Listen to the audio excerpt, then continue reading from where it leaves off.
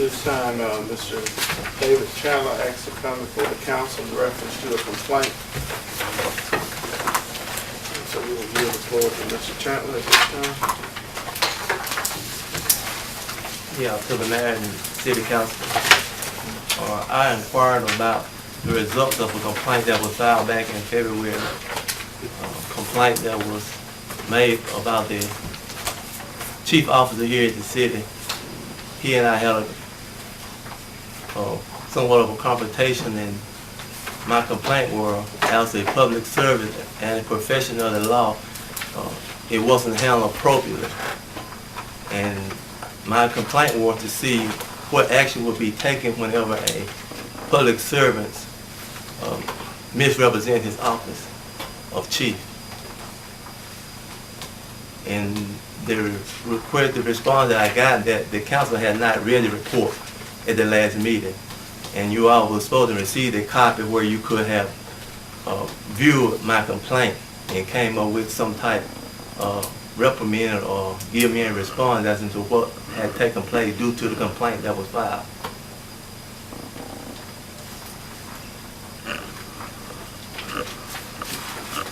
The complaint was given to me.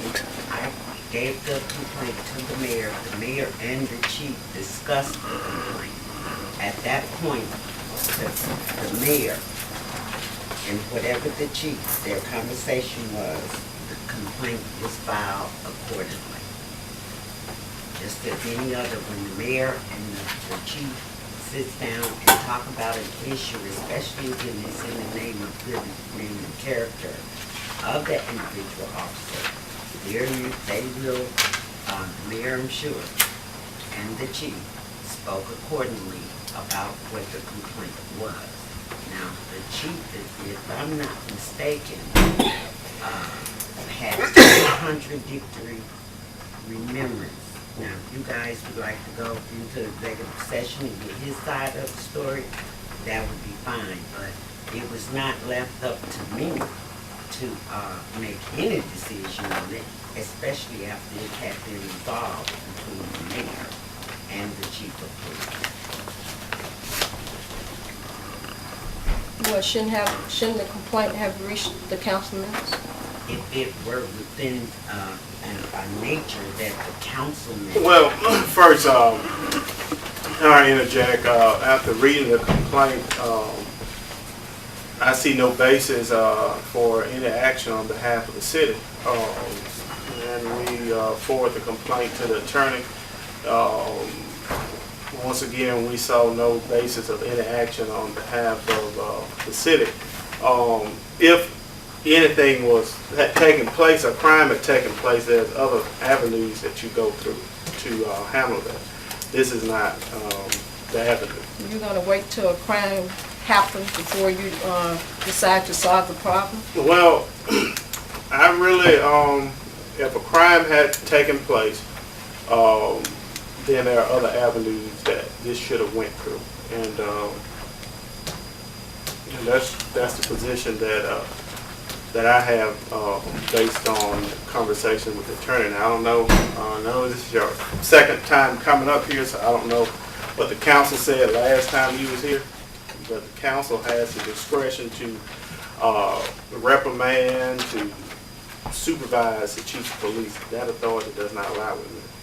It lies with the council.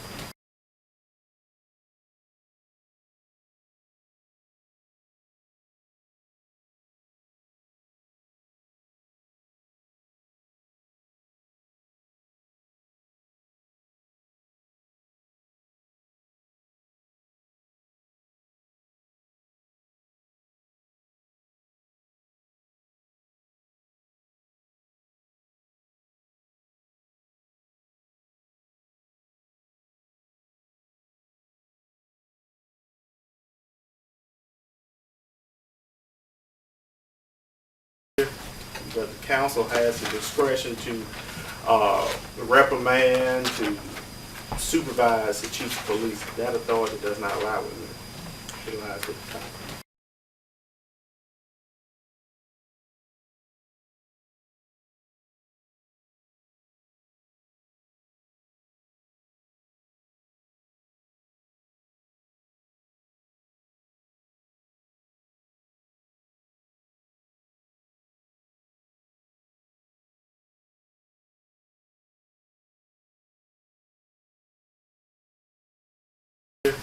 but the council has the discretion to reprimand, to supervise the chief of police. That authority does not lie with me. It lies with the council. Well, that's what we're seeking, because his conduct was inappropriate to the question that in which we were asked of him. We feel his conduct was out of line with him holding a public office and being a chief of police. The conduct and attitude that he displayed, that is not a professional in way you should have handled it. It was only a question was asked, and his demeanor, and my concern was the fact of the matter were, and if you might have you read the complaint, well, I was concerned about his demeanor and why was he so hostile toward the question which I asked. I saw no reason for hostility to be involved there, in which there were. Those are some of my concerns, along with the fact that his weapon was in his hand, and the way he was moving his hand and his body language, you know. Those are my concerns and about how he handled the situation overall. And even when I proposed to talk to him and try and inquire why was he so hostile, he didn't want to have any conversation with me. And I'm just wondering why. Because as a professional, as a law enforcement, we should have been able to sit down and sit aside, and if he had any ill feelings about the question I asked, we could have handled it as two adults. But my concern, the way he handled it, was totally unprofessional. And I have to ask if anyone would be treated or talked to in that fashion. How would you feel if the shoe was on your foot for you to be treated hostile toward when you just simply ask a question? If I ask a question now, I don't expect any council member to respond hostile toward me. I expect a decent answer for a decent question. So that's what I'm seeking. Why was the hostility there when there should have been any? And I made several attempts to try and find out why was he hostile. And he refused every time I tried to reach out. He refused. Again, why? Now, Mr. Channel, I see that this is signed February 5th. Mm-hmm. This is when you did this complaint? Yes. Okay, I would just like to say, and I don't know if whether I would have done anything different, but I do know this is the first time that I'm seeing this complaint. And I probably would have recommended that the mayor or whatever might not have taken my recommendation to do that, you know, being a council person. But I just want to let you know that this is the first time that I've seen this, and I might have just suggested that he talk with them or whatever. But I do want you to know that I have not had the chance to make that decision, because this is the first time that I'm seeing this. If it was done on February 5th. Well, I still would like to know why the hostility. I'm still baffled at that perspective. Why was the hostility there when only a question was asked? Was there a need for hostility? Was there a need for him to speed away in the police officer car when there was no reason to speed away? I mean, these are just some questions I feel that someone should be able to give some type of insight to. I tried to ask him, but he had no response. He told me he didn't want to talk to me, which I feel was inappropriate. And I mean, is it wrong for me to inquire why the hostility? For what reason?